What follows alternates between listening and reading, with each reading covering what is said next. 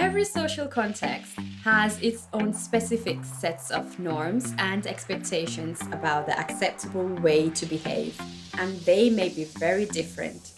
However, the principles leading to processes of social change are common in any situation. It is widely acknowledged that a number of transformative elements for change can contribute to accelerate the collective abandonment of harmful social norms and to shift them into positive norms.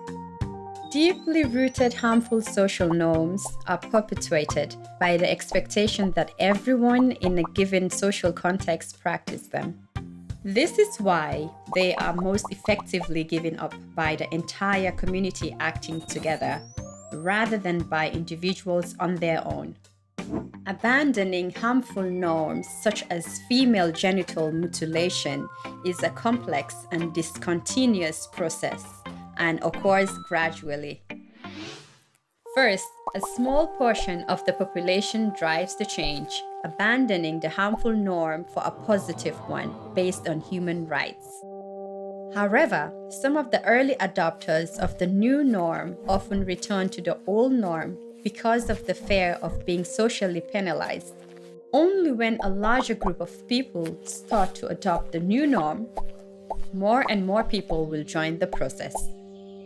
Eventually, when a critical mass of people is finally convinced that female genital mutilation is no longer a desirable practice, the positive norm of not cutting becomes self-enforcing, and the process of change can continue swiftly and spontaneously. Also, for a norm shift to occur, there should be a moment of social recognition and coordinated abandonment. When many members of a community manifest publicly and collectively their will to abandon the old norm and their commitment to adopt new positive norms. Mapping existing social networks can help identifying relevant individuals and groups that exercise a strong influence in the community. Utilizing these networks is central to influencing how individuals and communities arrive at a coordinated consensus to abandon female genital mutilation.